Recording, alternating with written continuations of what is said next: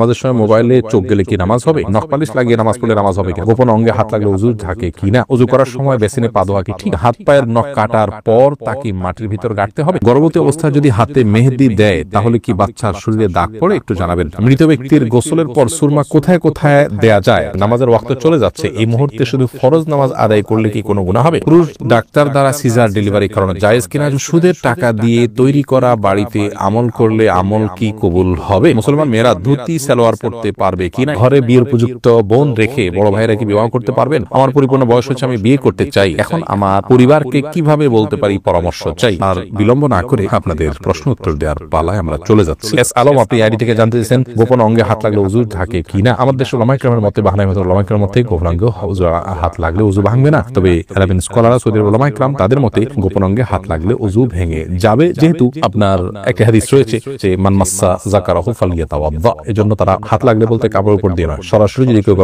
স্পর্শ করে তারা ওটাকে ওযু ভঙ্গের কারণ হিসাবে উল্লেখ করেন। অতএব সেই জায়গা থেকে এটা ওযু ভঙ্গের কারণ তাদের মতে, আমাদের ওলামায়ে কেরামের মতে এটি ওযু ভঙ্গের কারণ না। আকলিমা আখি, আপনি জানতে চেয়েছেন মুসলমান মেয়েরা ধুতি সালোয়ার পড়তে পারবে কিনা? এটা পরা উচিত নয়।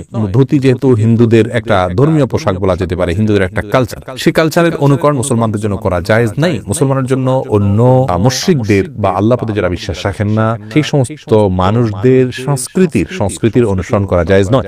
সেই জায়গা থেকে ধুতি সালোয়ারটা যেহেতু অনেকটা ধুতির মতো, আপনার পায়ের দিকে একটু উঠে থাকে ধুতির মতো, এটা একজন মুসলমান নারীর জন্য ব্যবহার করা উচিত না। এটা অমুসলিমদের সাথে সাদৃশ্য গ্রহণ করা। নবী সাল্লাল্লাহু আলাইহি ওয়াসাল্লাম বলেছেন মান তাশাব্বাহা বিকওমিন ফাহুয়া মিনহুম, যে ব্যক্তি কোন জাতির সাথে সাদৃশ্য গ্রহণ করছে তাদের অন্তর্ভুক্ত। আবু দাউদে বর্ণিত হাদিসের আলোকে এটি করা উচিত না।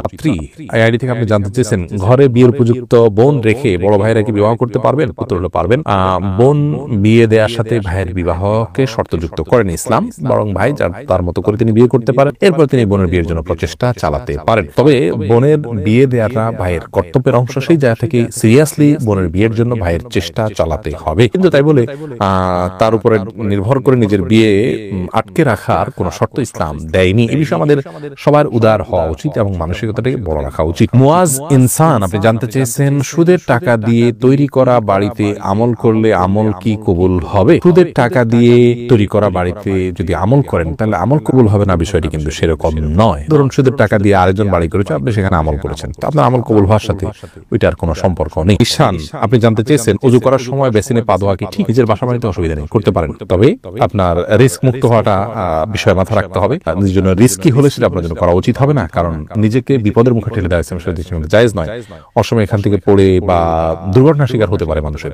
যদি সেরকম না হয়, আপনি আশপাশে কিছু ধরে করতে পারেন, তাহলে এটা জায়েজ আছে। কিন্তু পাবলিক প্লেসে বা বাইরে এরকমটি করা অনুচিত, যেহেতু এটা দৃষ্টিকটু। অন্য ধর্মের মানুষরা আছে যারা এই বেসিন ব্যবহার করবে, তারা দেখে হয়তো ইসলাম সম্পর্কে বাজে ধারণা নিবে, বা তাদের হক নষ্ট হতে পারে, বা আশপাশে পানি পড়ে ভিজে যাবে, জায়গাগুলো নষ্ট হবে।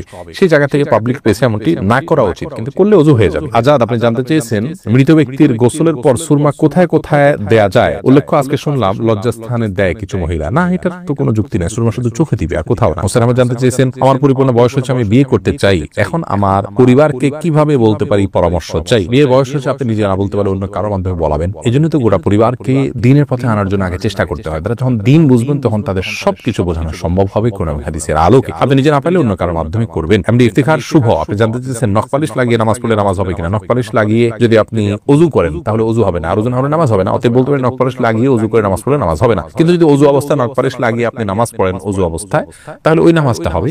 পরবর্তীতে আবার যখন নামাজের সময় হবে বা ওযু ভাঙবে, তখন আপনাকে নখ পালিশ রিমুভ করে তারপর ওযু করতে হবে, অন্যথায় এটি জায়েজ হবে না।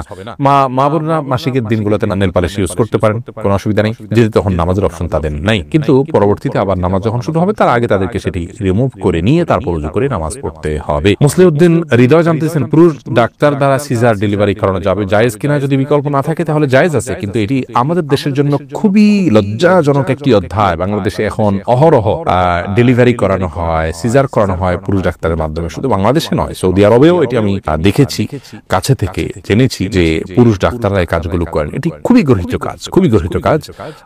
নারী ডাক্তারদেরকে উৎসাহিত করা উচিত এবং নারীদেরকে ডাক্তারি পড়ানো উচিত, এবং এই কাজগুলো নারী ডাক্তারদের উপর ছাড়া উচিত। অন্যান্য সেক্টরে অনেক ডাক্তার চলে যাচ্ছেন, নারীরা গাইনিতে না গিয়ে অন্যান্য অনেক ডিপার্টমেন্টে চলে যাচ্ছেন, অথচ গাইনিতে পুরুষরা আসছেন। এটি মুসলিম কান্ট্রি বা মুসলিম সমাজের জন্য লজ্জা ছাড়ার কিছু নয়। একজন রোগী হিসাবে আমরা যদি অনন্য উপায় হই, অন্য কোনো বিকল্প ব্যবস্থা না থাকে তাহলে আমাদের জন্য এটি জায়েজ রয়েছে। শিখা ইসলাম আপনি জানতেছেন 3 পিস পরে নামাজ পড়ি, পা দেখা যায়, মোজা পরে নামাজ পড়লে কি হবে? পায়ের পাতা ঢাকতে হবে কিনা মেয়েদের নামাজের জন্য মধ্যে এটা নিয়ে মত পার্থক্য আছে। অনেক উলামায়ে কেরাম এটাকে শর্ত করেছেন। আমি ব্যক্তিগতভাবে এই মতটা চাইতে যারা বলেন যে পায়ের পাতা পাতা বলতে পায়ের পাতার তলের অংশ এটা ঢাকার শর্ত দিয়ে থাকেন, তাদের মতটাকে আমি সমর্থন করি না। পাতার উপরের অংশ যেটা পাতার উপরের অংশ সেটা ঢাকতে হবে কিনা অনেক উলামায়ে কেরাম বলেছেন সেটা ঢাকতে হবে, অনেকে বলেছেন শুধু গিরার নিচ পর্যন্ত থাকলেই হবে কাপড়, পাতা না ঢাকলেও চলবে। দুই পক্ষের উলামায়ে কেরামের দলিল রয়েছে। নিরাপদ হলো এমন কাপড় পরা যে কাপড়টা অনেক বেশি লম্বা হয়, যে পায়ের পাতার উপরের অংশ সহ ঢাকা পড়ে। তলা ঢাকার জন্য মোজা পরার জন্য আলাদা করে কষ্ট করা বা কসরত করা এটা আবশ্যক নয়। ইনশাআল্লাহ বিসমিল্লাহ নামাজ হয়ে যাবে যদি কেউ মোজা না পড়ে। লালপুরি আড়ি থেকে আপনি প্রশ্ন করেছেন গর্ভবতী অবস্থায় যদি হাতে মেহেদি দেয় তাহলে কি বাচ্চার শরীরে দাগ পড়ে? একটু জানাবেন বোন। এটি সম্পূর্ণ কুসংস্কারের জন্য একটি বিশ্বাস। আমাদের দেশে অনেকে এরকমটি মনে করে যে গর্ভবতী অবস্থায় যদি গর্ভবতী অবস্থায় যদি এরকম কোনো কিছু করা হয়, মেহেদি হাত দেওয়া হয়, তাহলে সেক্ষেত্রে বাচ্চার ক্ষতি হয়। এগুলো সম্পূর্ণ ভুয়া কথা, ভিত্তিহীন কথা। এগুলো বিশ্বাস করা ইমানের সাথে সঙ্গতিপূর্ণ নয়। শিরকে আসগার হয়ে যেতে পারে এই ধরনের বিশ্বাস। অতএব এই ধরনের বিশ্বাস আমাদের রাখা উচিত নয়। কোনো রকম ক্ষতি হবে না ইনশাআল্লাহ বিসমিল্লাহ। পরে আলমগীর হোসেন জানতেছেন নামাজের সময় মোবাইলে চোখ গেলে কি নামাজ হবে? নামাজ হয়ে যাবে, কিন্তু এটি নামাজের মানকে অনেকখানি নিচে নামিয়ে দিবে। মোবাইল এর দিকে চোখ যাওয়া উচিত নয়, বরং নামাজের সময় সিজদার জায়গায় চোখ থাকা উচিত। নামাজের দিকে অন্যদিকে মন যেতে পারে সে বিষয়গুলোকে সরিয়ে ফেলা উচিত নামাজের আগেই। মোবাইলকে এমন জায়গায় রাখা উচিত না। নবী সাল্লাল্লাহু আলাইহি সাল্লামকে একবার একটা কাপড় দেওয়া হলো নামাজ পড়ার জন্য, সেখানে কিছু চিত্র ইত্যাদি অঙ্কন করা ছিল, হয়তো গাছপালার চিত্র বা এরকম হালাল কোনো চিত্র ছিল। নামাজ পড়ে তিনি তারপরে বলেছেন এই কাপড় সরাও, স্বচ্ছ বা ফ্রেশ কোনো কাপড় আনো, যাতে করে মনোযোগ নষ্ট না হয়। আল্লাহর সাথে কথোপকথনের সময় আপনার অন্যদিকে মনোযোগ গেলে, আপনি কারোর সাথে কথা বলছেন সেখানে যদি আপনার অন্যদিকে মন থাকে, তাহলে সে যেরকম অভদ্রতা অসৌজন্যতা, এটা মহান সৃষ্টিকর্তার সাথে কত বেশি অভদ্রতা এবং অসৌজন্যতা হবে সেটা বলাই বাহুল্য। আমজাদ হোসেন জানতে চেয়েছেন হাত পায়ের নখ কাটার পর তাকে মাটির ভিতর গাড়তে হবে? যেহেতু এটা মানুষের শরীরের অংশ, ময়লা আবর্জনা ফেলার জায়গায় না ফেলে এটাকে কোনো মাটিতে দাফন করলে সেটা উত্তম ভালো কাজ, কিন্তু এটি ফরজ ওয়াজিবের মতো কোনো কাজ নয় যেটা না করলে গুনাহ হবে। উচিত করতে পারলে ভালো হয়। রিমন খান জানতে চেয়েছেন তাহাজ্জুদ নামাজ কি মসজিদে পড়তে পারবেন? যেখানে সেখানে পড়তে পারবেন, বাড়িতে পড়তে পারবেন, মসজিদে পড়তে পারবেন, কোনো অসুবিধা নেই। নূর এআইডি দেখে আপনি জানতেছেন আমার ওয়াইফ এখন গর্ভবতী, এই অবস্থায় সে সূর্য গ্রহণ এবং চন্দ্র গ্রহণ মানতে চায়। যেমন গ্রহণ শুরু হলে সে কাজ করে না, রান্না করে না, কোনো কিছু কাটবে না। আমার মতে এসব শিরক এবং হিন্দু সংস্কৃতি থেকে এসছে। এটা বলার পর সে বলে তারও এমনই ধারণা, কিন্তু সবাই করে তাই মনের শান্তির জন্য সেও করবে। তাই করে বলবেন কোরআন হাদিসে বিষয় কোনো নির্দেশনা আছে কিনা? ভাই নূর, এটি সম্পূর্ণ কুসংস্কারের জন্য একটি বিশ্বাস। আপনার ওয়াইফকে আপনি বলবেন, জানাবেন যে এই ধরনের আচরণ তার ঈমানের জন্য ক্ষতিকর। যে বিষয়ে আসলে কোনো আপাত দৃষ্টিতে ক্ষতি নেই সেটাকে ক্ষতিকর মনে করা এটা আমাদের ঈমানের সঙ্গে সঙ্গতিপূর্ণ নয়। তার মানে ওই বিষয়টার ভিতরে ক্ষতি করার বিশেষ কোনো প্রভাব বা ক্ষমতা আছে বলে আপনি মনে করছেন, শিরকে আসগরের দিকে এটি ধাবিত হওয়ার সম্ভাবনা রয়েছে।